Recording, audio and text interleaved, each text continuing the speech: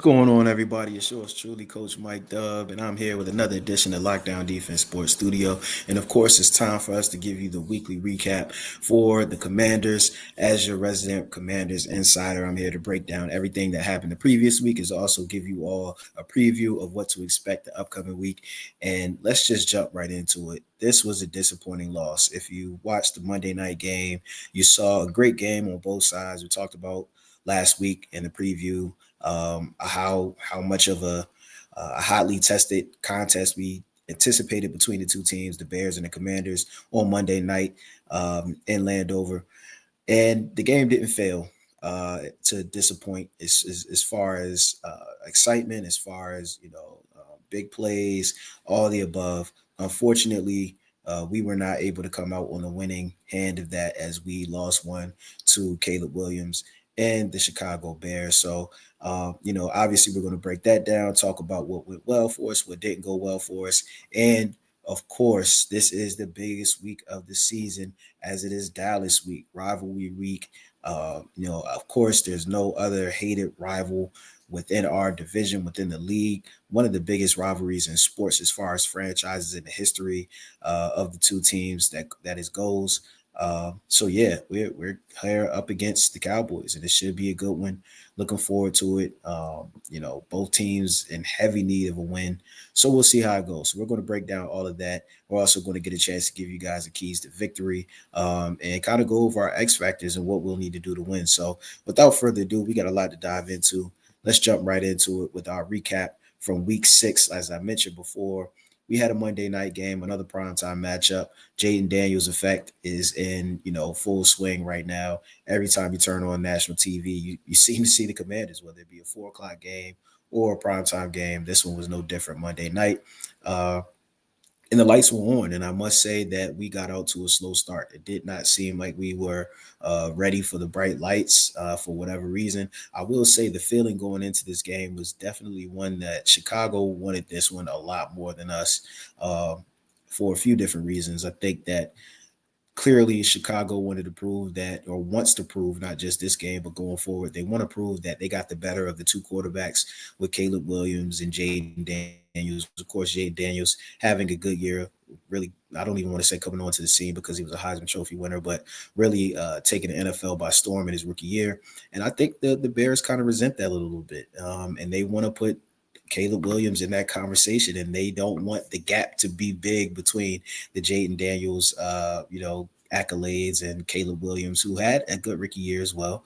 I think they want to remind people that Caleb was the number one overall pick, and the Bears want to solidify the fact that they made the right choice. So I say all that to say they wanted this win bad for Caleb Williams. They wanted this win bad for their organization based on how they lost last year with that Hail Mary.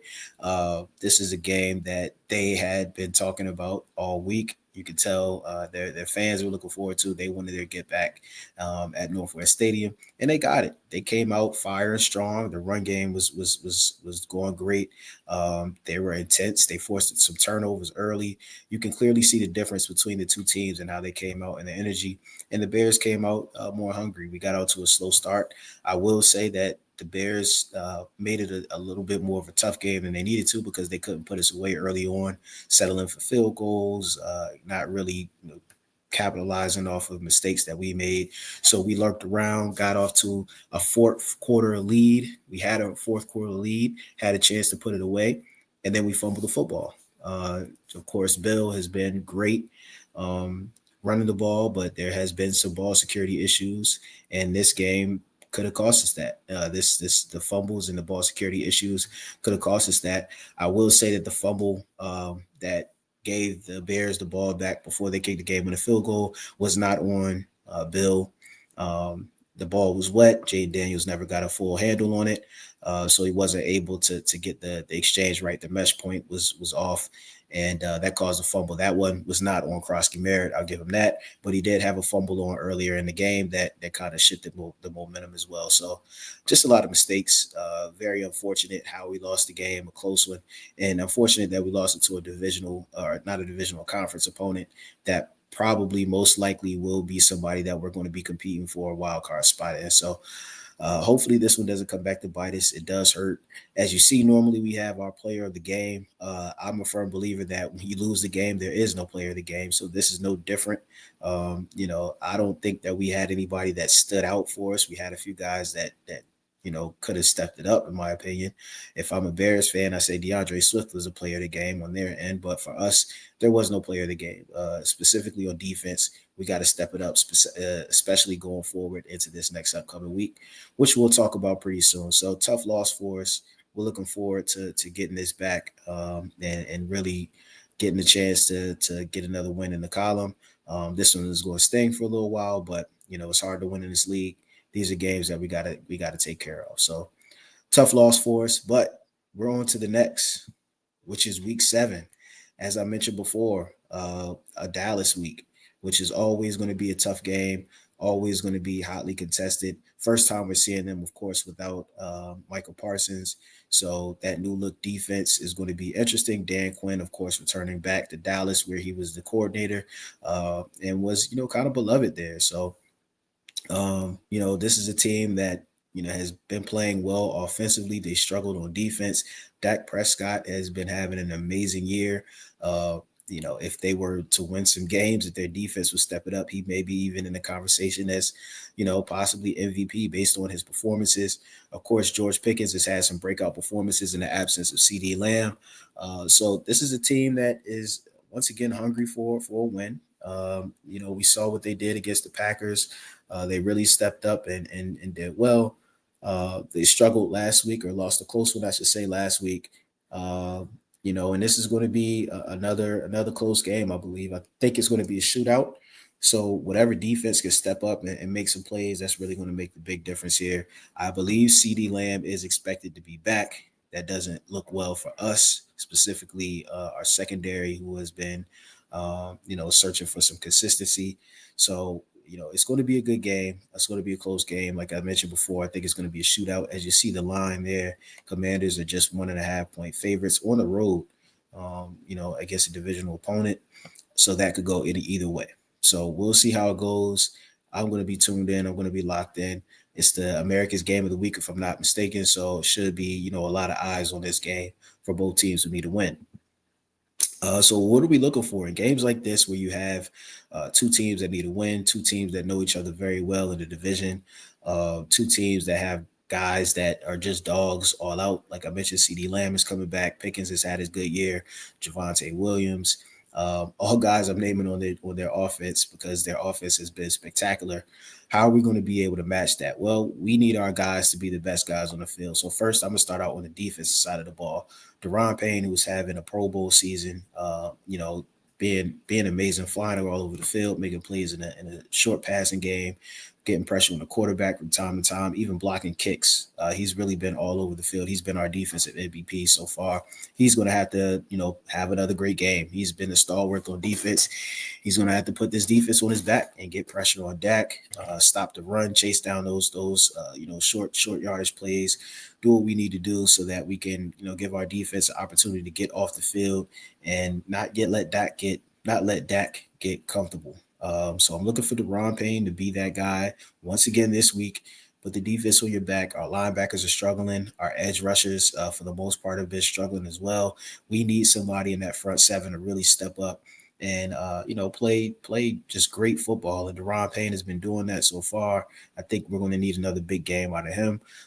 That can make the difference for our defense. And on the offense, I think it's time to let loose on Jaden Daniels. He hasn't really had that breakout performance yet this second year. Of course, he's been battling some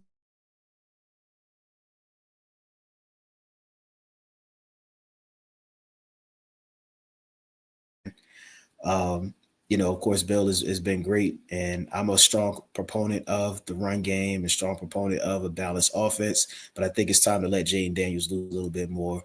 Let him get going with those receivers, get some chemistry going. Let the deep ball fly a little bit earlier on.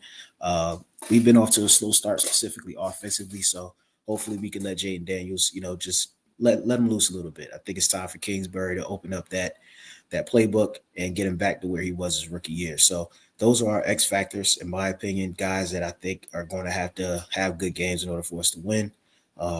I'm looking for these guys to really step up, which are arguably the top two guys on the team anyway. These are the games that you need your dogs to be dogs. So finally, let's talk about these keys to victory. One thing that's been a bright note for us so far this season has been our special teams, our kick returners, setting up our offense for great field position. This is another game where they're going to have to be big. A game where you have two evenly matched opponents, specifically when it's going to be a shootout. If you can win that field position battle, if you can win another element of the game, with offense and defense, and now added special teams in there.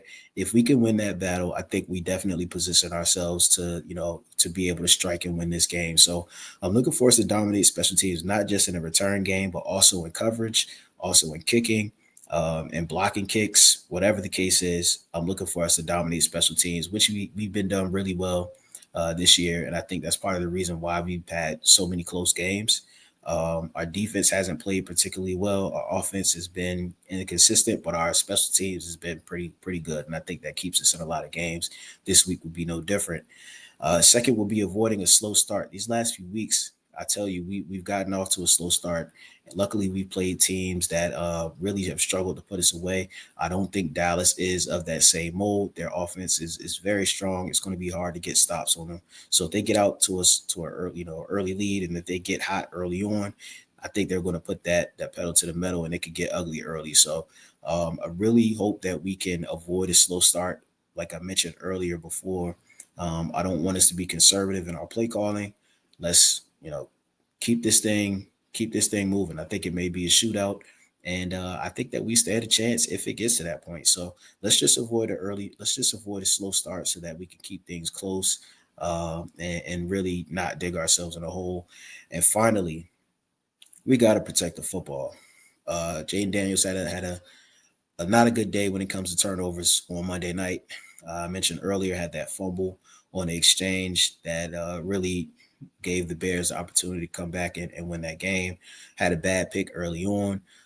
In a game where it's going to be a shootout and possibly the team that has the ball the last may win or has a chance at winning, you definitely want to protect those possessions and not give your opponent extra possessions. And as I mentioned before, how Dak is playing this year, we don't want to give him extra swings at that. So let's protect the football this week, fellas. Limit our mistakes, and I think we set ourselves up for a big win. So this is going to be a big week. The loser goes to under 500. And of course, they'll be playing catch up in the division for quite some time. The winner could position themselves in pretty good position to control their destiny, especially with the Eagles going through their struggles right now. This could really give a leg up in as far as the division race goes. So big game for us in Dallas. What more can you ask for? Hopefully, our guys can get healthy. Look to see Terry back soon. Look to see the rest of our guys that are injured back soon. This is the time of year that the teams that are most healthy are the teams that are going to win. So, Cowboys are getting CD back. We're going to have to bring it this week. So let me know what you all think. Comment below. Follow us on all of our other socials and all of our other channels. Of course, you can catch AG with the Chiefs Insider. You can also catch Robert with the Chargers Insider. Everything you need, one-stop shop for this season and how we're rolling along. So we look forward to hearing from you all in the comments. We look forward to you sharing the content, and let's see how we do this week. So without further ado, yours truly.